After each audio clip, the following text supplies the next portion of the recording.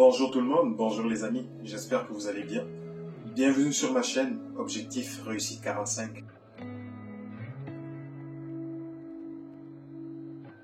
Aujourd'hui, je vais vous parler de la peur, précisément de ma peur, parce qu'il s'agirait un petit peu de parler de moi. Nous avons tous une manière différente de vivre nos peurs, et bien sûr de les affronter. Et bien sûr, comme tout le monde, moi aussi j'ai peur. Je suis un jeune trentenaire, père de 2 magnifiques enfants. J'ai une vie modeste, et pourtant ça ne m'empêche pas d'avoir des grandes ambitions, de rêver grand, de rêver d'une vie meilleure. Mais quelque chose m'empêche d'aller vers mes objectifs, d'aller vers mes rêves. Et cette chose, c'est bien entendu la peur. C'est de ça qu'on parle. Cette putain de peur. Mais de quoi est-ce que j'avais peur? Vous allez certainement me demander.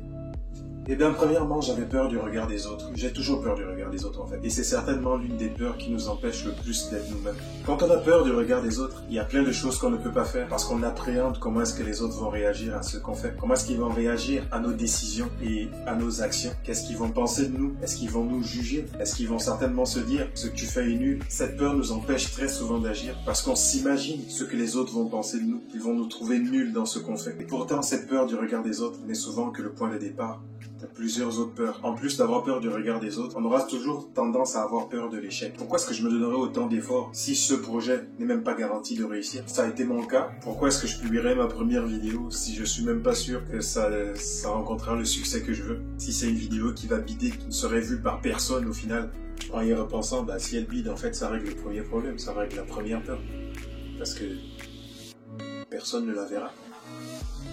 Et comme si cette peur ne suffisait pas en elle-même, il faut aussi que la plupart du temps, la plupart d'entre nous aient peur de la réussite.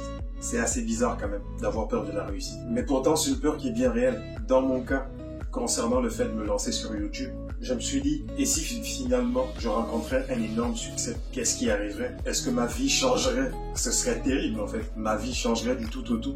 Mon environnement va changer. Les personnes que je côtoie vont changer. C'est fou. Est-ce que je serais prêt à gérer ce succès? Est-ce que j'aurais assez de force en moi pour pouvoir maintenir ce succès? Quand on a peur du succès, on finit toujours par avoir le genre de pensée. Comme dans mon cas, parce que j'ai eu peur du succès, je me suis pris à m'imaginer plus tard qu'est-ce qui arriverait si je raconte de la merde. J'ai fini par me poser la question, mais si j'ai eu du succès pour des mauvaises raisons, c'est terrible quand même. C'est fou tout ce que la peur peut nous faire faire. C'est fou tout ce que la peur peut nous faire imaginer. Mais qu'en est-il de la réalité en fait? Peut-on vraiment se fier à tous ces scénarios catastrophiques qu'on s'imagine dans nos têtes? David Laroche, que vous connaissez certainement, un coach en développement personnel, nous fait comprendre que la peur est une perception erronée de la réalité.